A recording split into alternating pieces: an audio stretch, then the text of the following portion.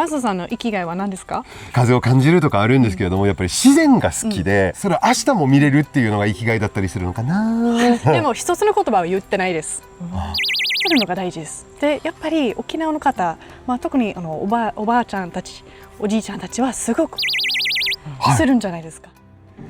はい、さあクリスタル、お約束の久しぶりのロケに登場。また一緒にできて嬉しいですよ。いや久しぶりですね。今日は南城市でございますね。もう後ろに久高島も見えるんですけれども、やはりね南城市といえば久高島をはじめ奄美清様降臨の地であり、生きがいだったりとか長寿だったりの知恵もいっぱい習えるんじゃないかなって思って、クリスタルにぴったりと思ってこの場所を選びました。いやその通り、もう南城市自然も多いし、もう薬草もいっぱいあるんじゃないですか。本当にいろんなの生活できますよね。そうですよね。で今日はその素敵な文化、そして地域の過去と未来をつなぐ素晴らしい取り組みを紹介したいと思って、実はこちら眼中駅南城で素敵な方々と待ち合わせしていますので、早速行きましょう。せーの、レッツゴーやー。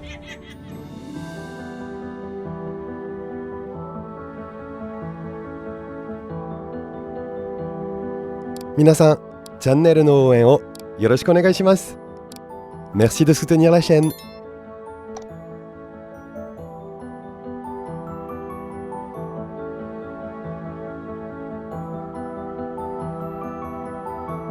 さあ、素敵な方々と待ち合わせと言ってたんですけれども、お二人でございます。よろしくお願いします。よろしくお願いします。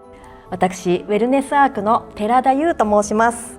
はい、私は芦留里乃と申します。よろしくお願いします。よろしくお願いします。実はねお二人、僕の生徒さんなんです。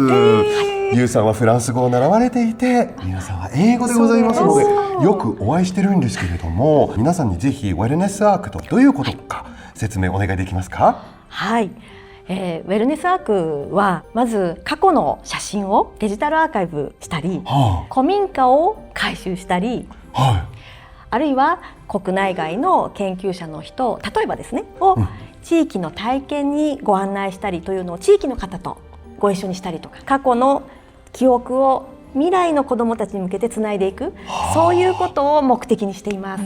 ルナさん自身はほら南城市出身じゃないですか。そうなんです。改めてこの自分の周りの地域の凄さっていうのを気づかされまして、この子どもたち、さらにその次の世代にどうやったらこの沖縄琉球の素敵なところをつなげていけるかっていうのを今ご一緒させていただいています。はい、今日はもう南城市、私より知っているかもしれない、もうゆうさんが特別にご案内します。ぜひじゃあよろしくお願いします。よろしくお願いします。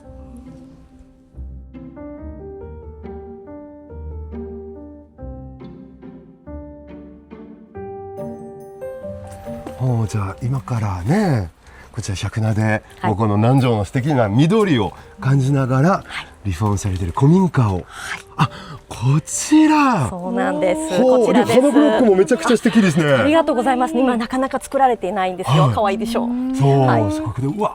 こちらはウェルネスアーク南城の拠点としておりますメゾン中ゆくいです。メゾンってフランス語ですよ。お家っていう意味だから。そうなんです。実はね、ゆうさんフランス語ペラペラなんです。そんなことないです。中ゆくいってどういう意味ですか？はい、そうなんです。中ゆくいは沖縄の言葉で一休みという意味で、この近くにある柿の花ヒージャーの中ゆくい石からお名前をいただきました。こちらはですね、戦後焼け野原に建ったお家でして、戦争未亡人のご家庭の女性3人で住んでこられたお宅なんですね。なのでそちらの写真をできる限り再現したのがこちらの、引き戸なんです。こちらですね。これをちょっと再現しまして、最初はその前はサッシだったんですけれども、木にしました。そしてですね、もしよろしければこの上のシーサーも見ていただいてもいいですか？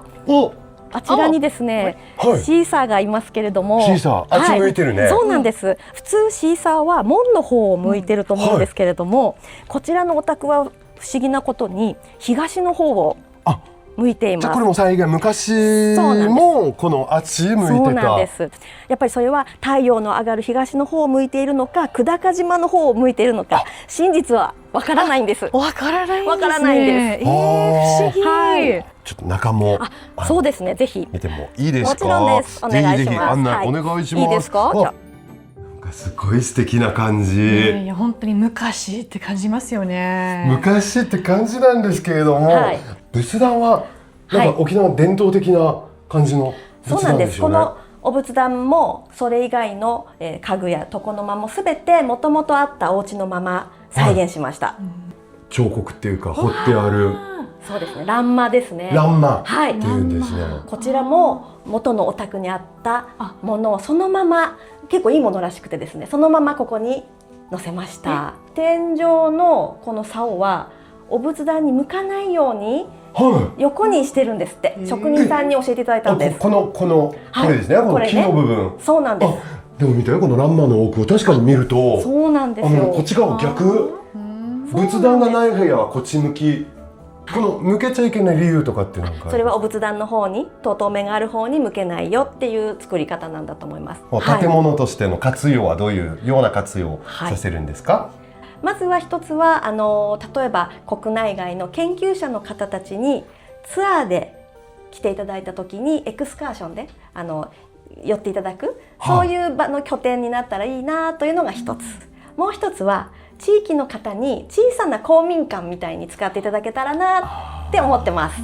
やっぱりおじいちゃまおばあちゃまがある種生きたアーカイブというか、いろんなことを覚えていらっしゃる記憶がある、それをお話ししてお聞きして、続けていく、より次の世代に渡していく、バトンを渡していく、そういう場になったらいいなというふうに。私は沖縄の長寿、長生きすることについてちょっといろいろ研究してるんですけど、長寿の中ではソーシャルコネクションがすごく大事で、実は長寿につながってます。社交的な関係ですね。人と人のつながり。で沖縄の家を見ると、小さくて道も狭いから隣の人は近いっていう感じはあるんじゃないですか。で他の人とも一緒に住んでるし、で、休憩場所とかもそういう話も出てきたんですけど、昔の沖縄の村は本当にその感じでしたね。確かに。でもフランスでもちょっと道が広かったりとか、家がもうちょっと距離があって庭があってフェンスがあったりするけど、アメリカなおさらなんかすごいスペースが大きいイメージなんですよね。そう考えると沖縄のこのそもそも近くにいるっていう感覚が確かにその社交性、人と人のつながりには非常に、でそれがまた長寿につながるって、面白いですね。でいろんなところ案内されてると思うんですけど、今日は他にどこか行きますか？はい、ここ百名は稲作発祥の地なので、それにゆかりのある場所によかったらご一緒できればと思います。ぜひぜひ。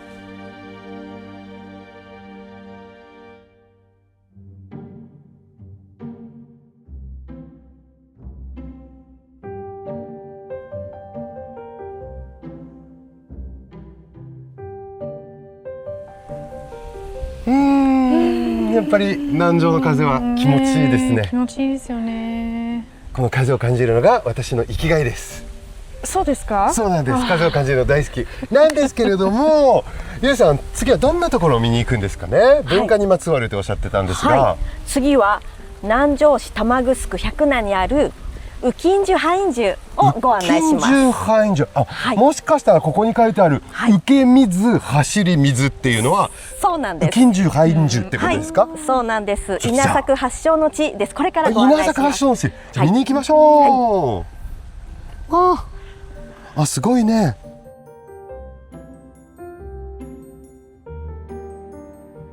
いや南城の神秘的な場所は好きでいっぱい回ってきてるんですけれども、こちら初めてです。そうなんですか？知らなかった。この雨金樹廃樹、この素敵な雰囲気の歯の擦れる音、また水の音も少し聞こえてますけれども、こちらは雨金樹廃院樹の今は雨金樹側にいます。雨金樹はゆっくりした水の流れ、廃院樹の方は速い流れなんですけれども、こちらは稲作発祥の地と呼ばれています。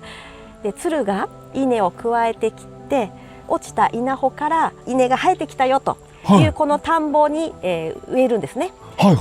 そういう国王も昔拝礼に来たという、とても格調の高い聖地なんです。ということは、今日の我々みたいにこうやってこのメゾン中行きからスタートして、この南城の神秘的な歴史だったり神話だったりのこう知ってもらうっていう感じの流れなんですね。そうなんです。そのように私たちもツアーでご案内していまして、ここの自然の豊かな自然、水の流れを感じていただくことが、少し自分を振り返るような新しい時間になったらいいなと願っています。どうですか、クリスタル。バスさんの生きがいは何ですか？いや、風を感じるとかあるんですけれども、やっぱり自然が好きで、歯の擦れる音とか、木漏れ日とか、この瞬間的にちっちゃな自然の魅力を感じられるのが、なんかそれ明日も見れるっていうのが生きがいだったりするのかな。素晴らしい答えなんですけど、そうですか。急にクリスタルが褒めてくれるなんて珍しいな。でも一つの言葉は言ってないです。自然の中にいるときはやっぱり感謝するのが大事です。で、やっぱり沖縄の方、特におばあちゃんたち、おじいちゃんたちはすごく感謝するんじゃないですか。感謝は忘れちゃいけない。日々感謝をすること、それが、ウェルネス、つまり長寿にもつながる。頑張りましょう。今ハインジュの方まで来たんですけれども、ここ今見ると水が流れていってる感じなんですね。こちらの水が流れていきまして、下の田んぼに流れていきます。旧暦の1月の馬の日に、今でも地元の方々による田植えの儀式が行われているんです。こちらもしよかったら、これ水の流れを触っていただけたらなと思うんですけれども、いいですか？これ触っていいんですか？びっくり。何？暖かい。そうなの？暖かい。そしてなんか生き物がいる。何？なんか魚みたいな、エビ。本当だ。エビみたいなのがいる。もう生き物まで見れて、なんかぬちぐすいって感じがする。本当だ。でしょ？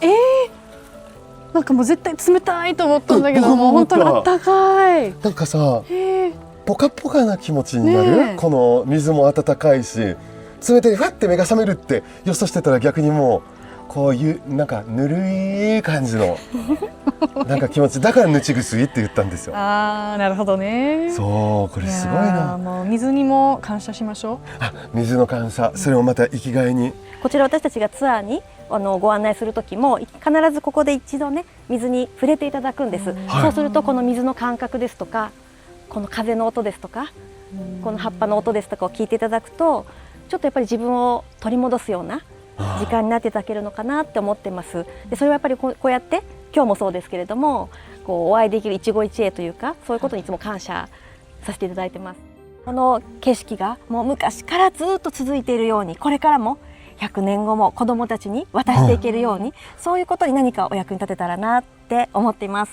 いや、もう今日ゆうさんね、古民家からここまでも本当にいろいろ素敵な案内、本当にありがとうございました。こちらこそありがとうございました。Merci beaucoup。Merci beaucoup à vous。Merci。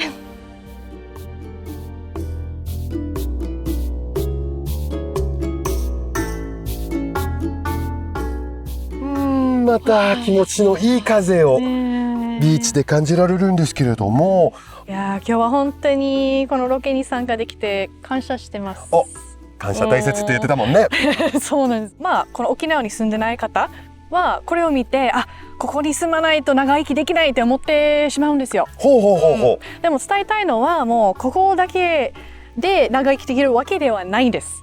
もうこの勉強したこと、ソーシャルコネクション、社交的なところとか、感謝はどこでもできるんじゃないですか。そうですよね。だから場所は関係なく、もうあなたが住んでる場所でこの長生きすること、生活ができるよって。なるほど。今すっごい、もうすごい勉強になりました。この沖縄にある知恵をここで学んで、自分の場所に持って帰っても長寿だったりとか生きがいを持つとかっていうことができるっていうことですね。そうこうやってそういう大事なことを自分にとどめるのではなく、やはり未来へつなげる、これがずっと続くために次の人へ次の人へ次の人へ続けていくことによって、この沖縄の良さがずっと伝わっていくということだし、皆さんもぜひぜひね、もう自分からいろいろこういう知恵をもらいに来て、また皆さんに伝えてください。それでは See you シーサー。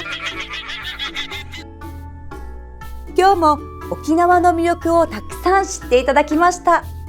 うちなんちゅの私でも様々な発見がありましたよ。